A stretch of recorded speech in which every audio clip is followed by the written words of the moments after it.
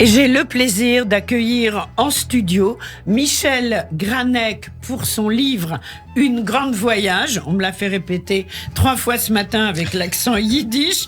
Et dans le cadre d'une collection Macom dirigée par Michel Gad-Volkovitch qui est également avec nous. Bonjour Michel. Bonjour Lise, Alors merci. Michel, ce n'est pas la première fois que vous êtes avec moi dans le studio de Radio J. Michel Granec, oui, donc comme deux Michel, je vais donner vos noms de famille à chaque fois pour ne pas qu'on se trompe. Alors, une grande voyage, et moi je dirais un grand livre, préfacé par Boualem Sansal.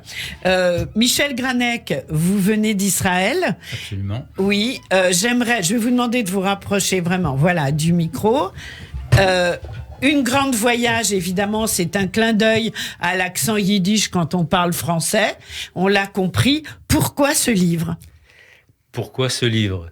C'est un livre que j'ai écrit à la suite de la découverte d'une carte postale que mon grand-père avait envoyée de Drancy la veille du jour où il a été déporté sur Majdanek.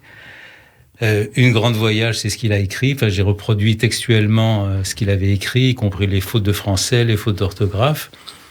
Et c'est une carte que j'ai découverte pendant les 3 semaines quand j'ai mis de l'ordre dans les papiers, après le décès de ma mère, 3 semaines avant que mon père ne décède lui aussi. Alors, une grande émotion en trouvant cette carte. Et vous n'étiez pas au courant ? J'étais pas au courant de la carte. J'étais bien sûr au courant du fait qu'il était mort en déportation, avec d'ailleurs des choses qui sont pas claires, puisqu'on a toujours dit qu'il était mort à Auschwitz. Entre-temps, j'ai découvert que le convoi 51 avait envoyé à Majdanek. Bref, mais c'est peut-être je me suis demandé justement en lisant votre livre, parce que vous en parlez, c'est peut-être une façon globale, un terme global, Auschwitz au lieu de Majdanek, j'en sais rien, mais je me suis posé la question, pour ceux qui sont restés, ils voyaient tous un peu de la même façon. Oui, c'est-à-dire qu'il y a eu des papiers officiels disant qu'il était disparu à Auschwitz, ensuite qu'il était mort à Auschwitz, mais mon père a rencontré quelqu'un qui lui a dit que mon grand-père, donc son père, était mort lors des marches de la mort. Donc apparemment, il a dû passer de Majdanek à Auschwitz, et j'ai eu des preuves que c'est arrivé à pas mal de personnes, dont des survivants, dont des gens qui faisaient partie de ce convoi 51. Alors, Une grande voyage, je crois que je ne l'ai pas dit, c'est bien sûr paru chez David Reinhardt Éditions, préfacé par Boualem Sansal. Pourquoi ? Peut-être Michel Gad-Volkovitch.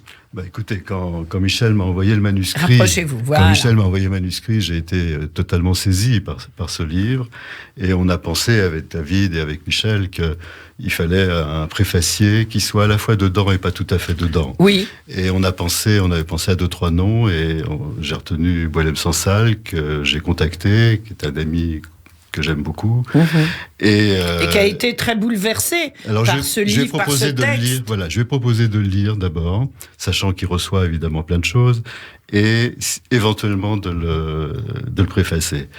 Il a eu une réponse assez formidable qui d'ailleurs il explicite dans sa préface très clairement, à savoir j'ai été prudent au départ quand il a reçu de ma part le manuscrit, parce que évidemment il y a quand même beaucoup de livres sur la Shoah, et après des grands livres, ceux de Primo Levi, d'Elie Wiesel, etc.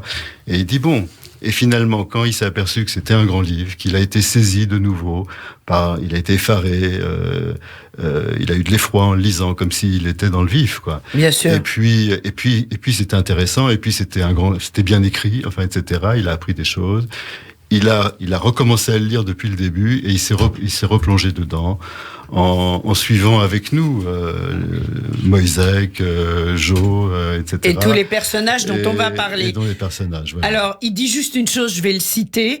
Il dit, dans sa préface, « Quelques pages de lecture ont suffi pour que naisse en moi une excitation qui allait crescendo, formant en moi le sentiment que je tenais en main un grand livre pour lequel déjà je rêvais d'une belle carrière. » Tout est dit dès le début de la préface, c'est à la hauteur de l'enthousiasme qu'il a ressenti, que l'on ressent, Michel Granec, en lisant votre livre. Alors, plusieurs personnages, vous reconstituez en fait un parcours. Comment l'avez-vous reconstitué? C'est aussi la question que je me suis posée en vous lisant.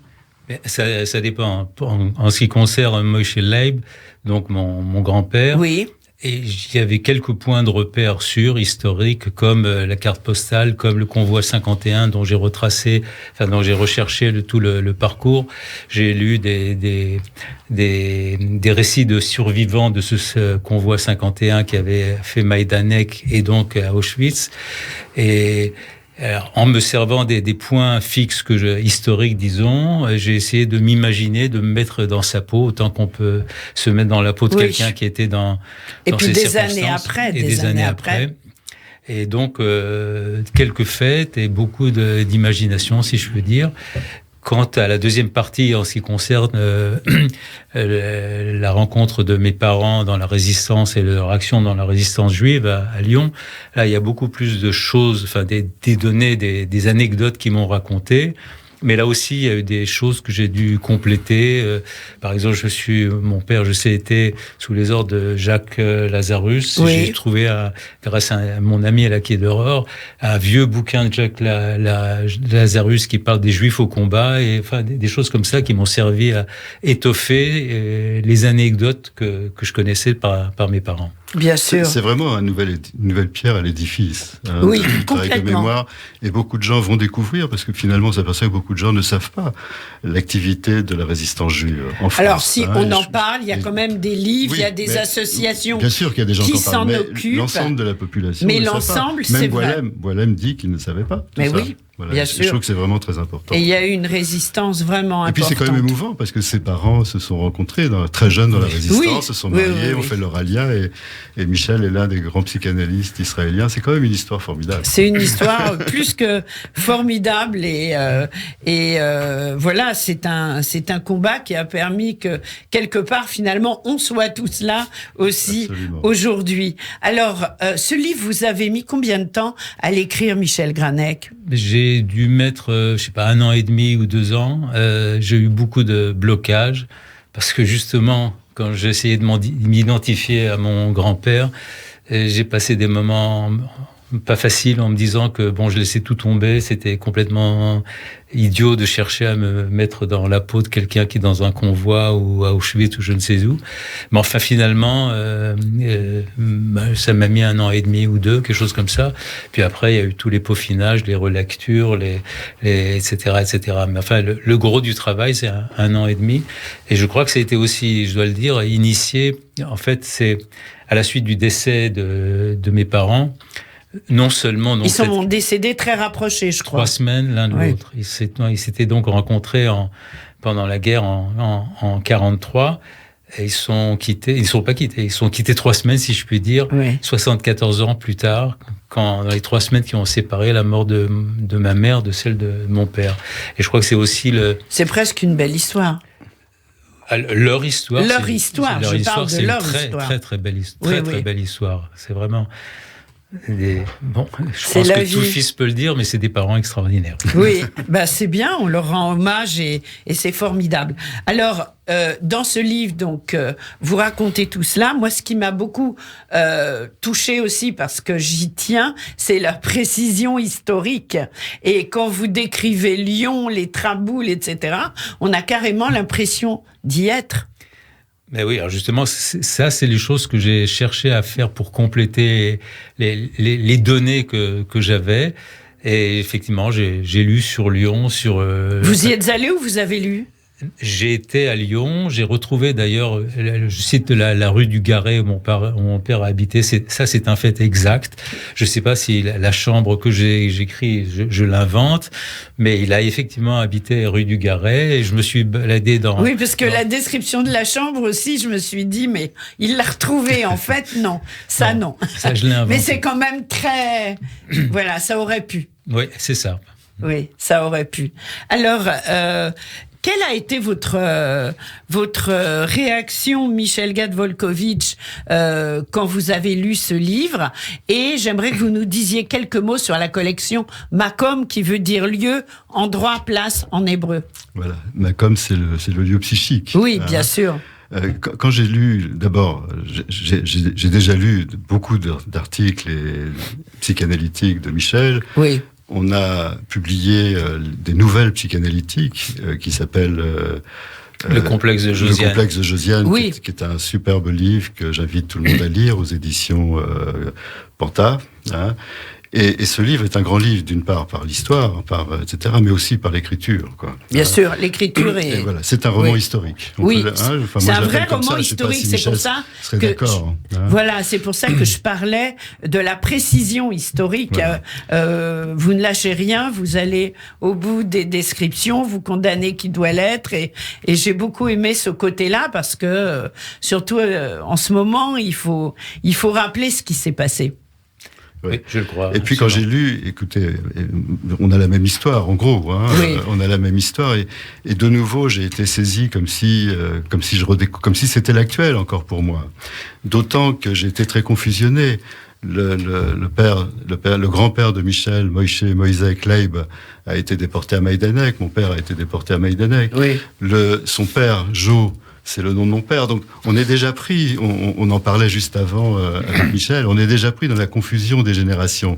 On se demande toujours, est-ce qu'on a la deuxième génération, troisième génération après des survivants, des rescapés, hein? C'est toujours une question qui...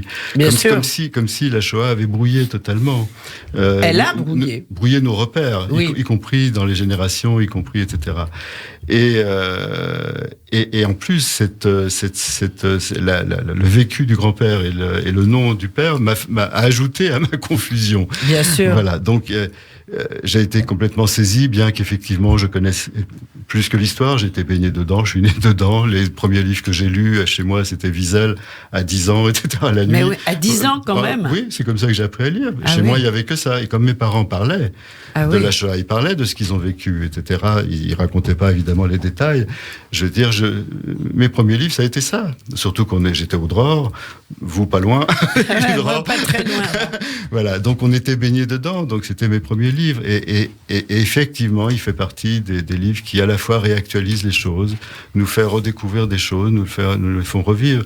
Et Boilem dit quelque chose de magnifique, parce qu'il parle de la liste de Schindler à la fin, et il dit, bon, ce qu'on peut faire, c'est écrire, mais voilà, ça fait penser aux survivants de la liste de Schindler qui ont défilé au cimetière.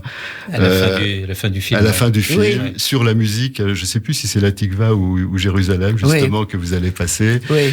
Et finalement, ce livre nous fait arriver à ça, quoi. Je veux dire, l'histoire et la lia de Michel fait penser effectivement à cette fin. Bien sûr. C'est vraiment une pierre à l'édifice qui nous fait revivre, qui nous fait repenser. Et d'ailleurs, c'est ce qu'on va faire jeudi soir, si vous me permettez. Jeudi soir, on présente le livre. Oui, justement, je voulais qu'on en parle, parce que, évidemment, j'ai pas donné de détails sur ce que vous faites, Michel Gad-Volkovitch, mais j'ai l'impression quand même, on vous connaît maintenant. Donc, Michel, c'est entre autres Chibolette, et Chibolette a une soirée jeudi soir. Voilà, c'est entre autres, oui, j'espère. Oui, entre autres.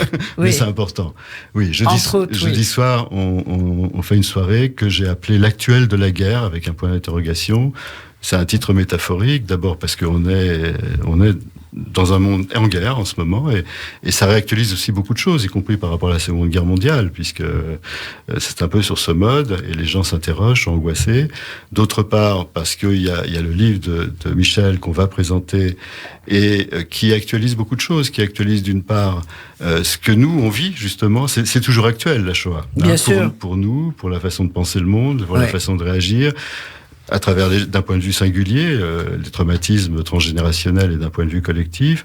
Et puis, moi, je pense aussi que c'est toujours actuel en Europe. L'antisémitisme en Europe est très lié, à mon avis, à la honte de la Shoah, à la honte de ne pas s'être battu, de la collaboration, et qui active contrairement à tout ce qu'on a pu dire, les Juifs ont résisté. Voilà, absolument. Et se sont battus, Les Juifs, contrairement aux idées reçues. Absolument. Et ça, moi, c'est vrai très que important. c'est très important Absolument. à chaque fois de le dire. Aujourd'hui, Absolument. on le sait. Et le livre de Michel Granec en est une preuve de plus.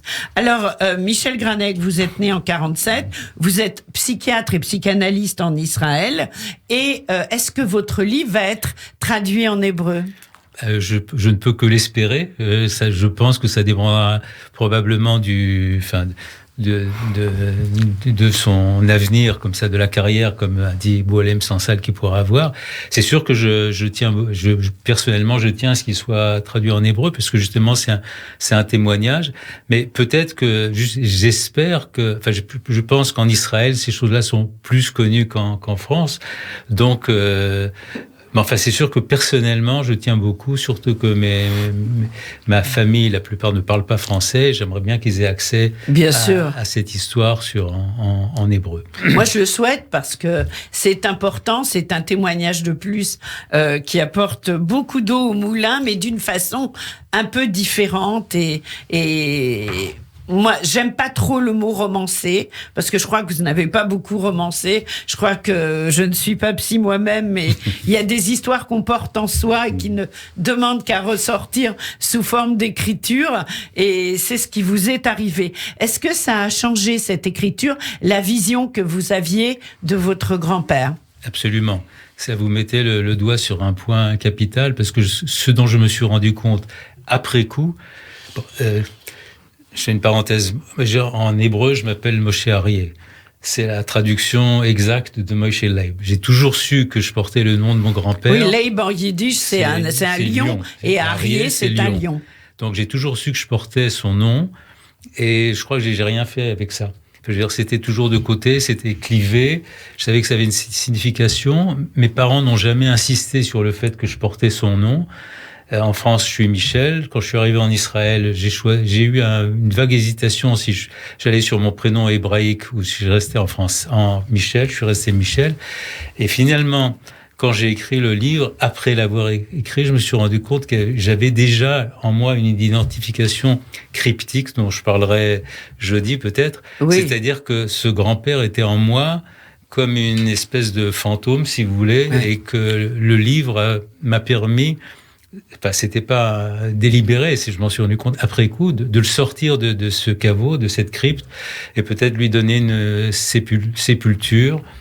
Et enfin, c'est sûr que c'est ce que j'ai ressenti à la lecture, vraiment. Alors, jeudi soir, Chibolette, c'est à la fois en Zoom et en présence. En présentiel au 28 rue des Francs-Bourgeois, comme d'habitude. D'accord. Avec Michel Granec, donc, évidemment. Avec Olivier Rafovitch, qui parlera de la guerre aujourd'hui. Oui, et je crois que malheureusement, il y a des choses à en dire. Voilà, et avec Thibaut Moreau et moi-même, qui allons un peu élargir la question en reprenant l'échange, le dialogue entre Einstein et Freud sur pourquoi la guerre. Je crois qu'il y a aussi Jean-Jacques, non ? Et Jean-Jacques Moscovitch aussi participe. Également sera là. Alors, on va sur... Je me souviens plus, excusez-moi, de l'adresse de Chibolette pour prendre les infos. Alors, il faut écrire à secrétariat@chibolette.fr. Chibolette, on le répète à chaque fois, il ne faut pas se tromper, sinon il nous arrive des choses graves. SCHI2BOLETH, donc secrétariat@chibolette.fr, ou aller sur le site www.chibolette.fr. Et puis l'actualité de Chibolette, c'est également un congrès bientôt en Israël au mois de mai. Peut-être qu'on aura l'occasion d'en reparler. Voilà, mais simplement, juste 2 mots, parce qu'il faut que les gens s'inscrivent. Oui, bien sûr. Maintenant. Oui. C'est le 1, 2, 3 mai à Tel Aviv. Ils vont aussi sur le site, ils auront le programme et le lieu, les conditions d'inscription, et qui s'appelle Et le sexuel aujourd'hui. Oui. Ça a l'air très différent de ce dont on parle, mais on verra que c'est pas si différent. C'est pas si différent. Voilà, parce que ceux qui attaquent la notion de sexuel aujourd'hui, c'est-à-dire de différenciation, d'altérité, etc., sont souvent des alliés objectifs de ceux qui de l'antisémitisme. Voilà. Eh bien, merci beaucoup, Michel Granec. Bravo pour votre livre, Une grande voyage, préfacé par Boualem Sansal, aux éditions David Reynark et dans la collection Macom, dirigée par Michel Gad-Volkovitch. Merci à tous les deux d'avoir été avec nous ce matin et bravo pour cet ouvrage qu'il faut absolument découvrir. Et rendez-vous jeudi soir alors. Merci. Merci beaucoup. Au revoir. Au revoir. Merci beaucoup.